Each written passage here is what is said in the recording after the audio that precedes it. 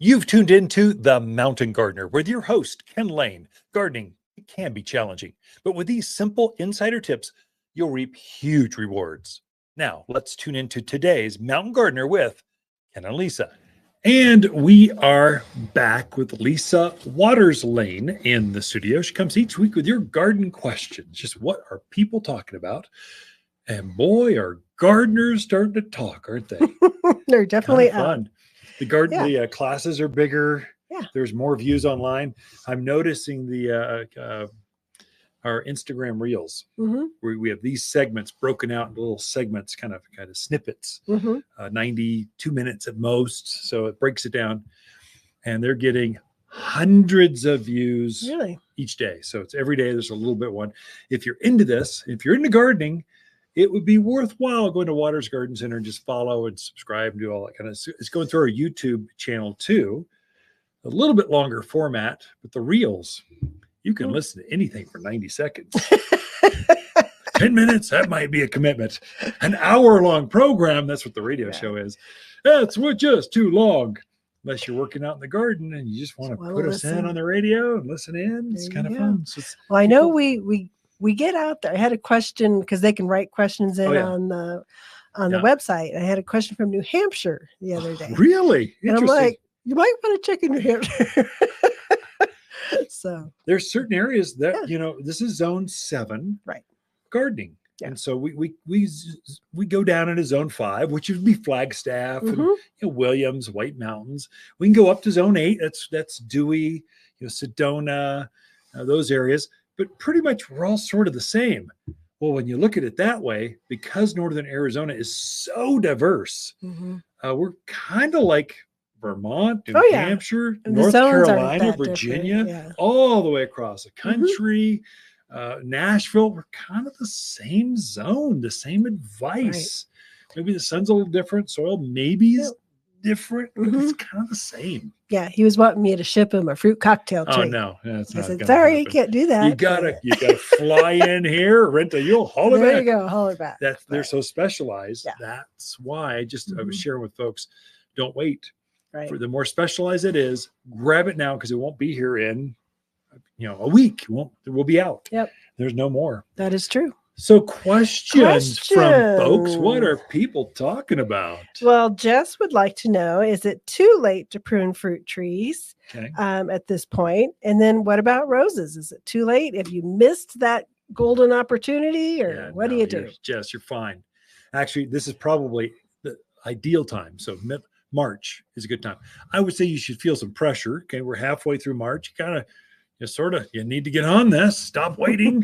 So by the end of the month, I think you're fine. Roses prefer to be pruned when you're starting to see that new growth. As they're growing, that's kind of your cue. Go for it. If your fruit trees are heavily budded, even if they're just cracking a little bit of color, go for it. Once they're in full bloom, you're kind of getting past the peak time, but better to prune it when you're past the peak time than to not prune it at all, because fruit trees, they like to be pruned. Right. So I think you're spot on. Go for it. Don't worry about it. Good. All right. Next question is from Valerie. She says, I saw the lily of the valley shrub at the store. Can you give me more specifics? Sun, shade, how long does it bloom, and what type of soil does it like? Well, first of all, Valerie, thanks for coming in. It's kind of visiting. That's super. And writing a question. That's awesome. So Lily of the Valley, they've just started to crack open. I showed them off at last week's class. They were starting to bloom, and they've got this intoxicating smell. There's this fragrance that's even brighter than lilacs or roses. It's just very, very bright. It can almost be too pungent sometimes. So it's perfect in a container because they stay small, and they're shade lovers. So you could put it in a container under that overhang, north facing gardens, under overhang of a patio or deck. It would shine with that. It's a good perennial, evergreen, gets up about knee high, and just stays that without any pruning, just stays that size. There's very few shade loving perennials that keep their bounds, that won't outgrow their space, that has that kind of fragrance. It's really good. And the beauty is, if you're in that wildland interface, I see you got bunnies or deer coming through, they don't eat lily of the valley.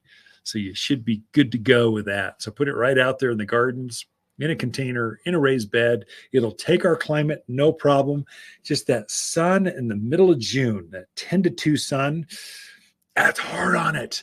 It'll get brown tips on the leaves and all kinds. If you've grown in other parts of the country, it's been fine in the full sun. Here, it needs some protection. So, and how long does it bloom? Oh, all spring. Like from now through all spring. It is a long blooming shrub. Crazy long. And I think we have 3 different varieties in right now. There's a silver one. That's variegated. Yeah, variegated. There's a green one, the traditional one that we've grown for years. And there's a new one, desert something it's rose. got red growth on it or something. They're really pretty. Definitely. So check those out. Now's the time. You'll find Lily of the Valley best selection now. In the summer, you won't find any. Okay. Just kind of comes down to that. All right.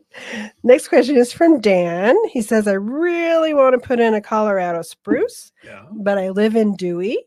Will they grow there, or is there a tree that would actually do better there? Dan, so great question. So the native one that grows there is Arizona cypress. Okay. That grow there, it'll naturalize and just grows by itself. It sounds like you want a Christmas tree looking tree, and Arizona cypress does not look that way. And so Colorado spruce will grow there, no problem. But you'll probably need to put it on a drip system.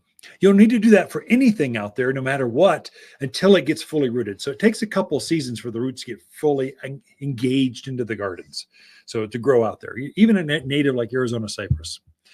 A Colorado spruce is actually a bigger plant. Colorados, they get, 50 feet tall, and they will get that big out there. No worries.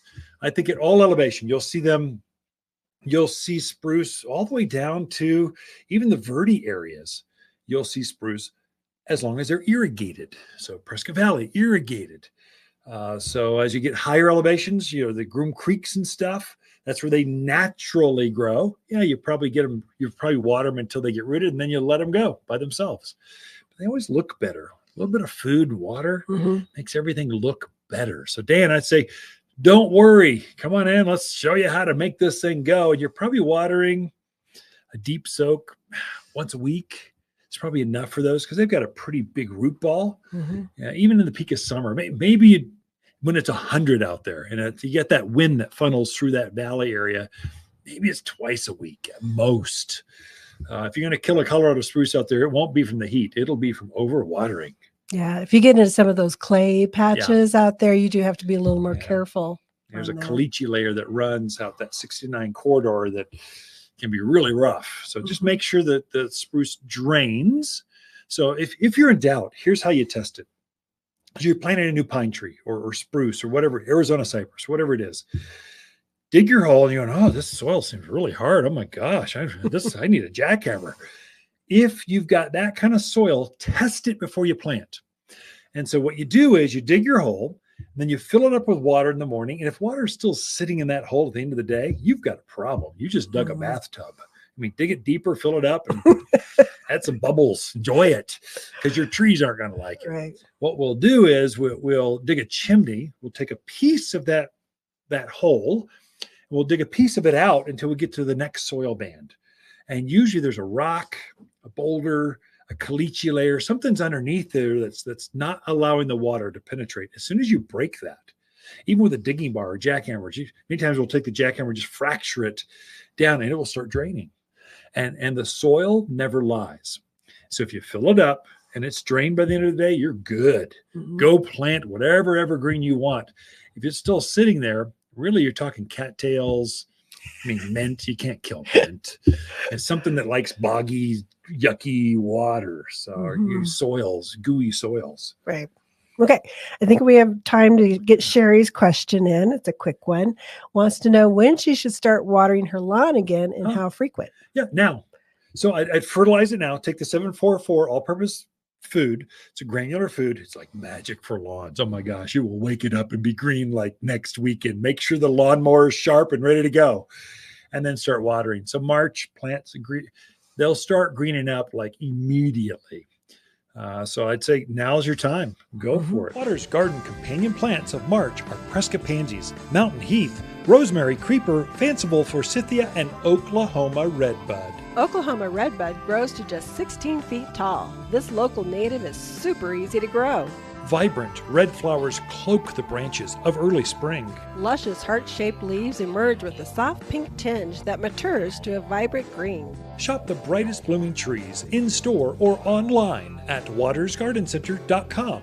For a more fruitful garden, increase success in the landscape that just feels better, then tune in daily to the Mountain Gardener podcast. Subscribe through your favorite podcast streamer or visit wattersgardencenter.com. Better yet, visit me directly right here at Watters Garden Center. Thanks for tuning in.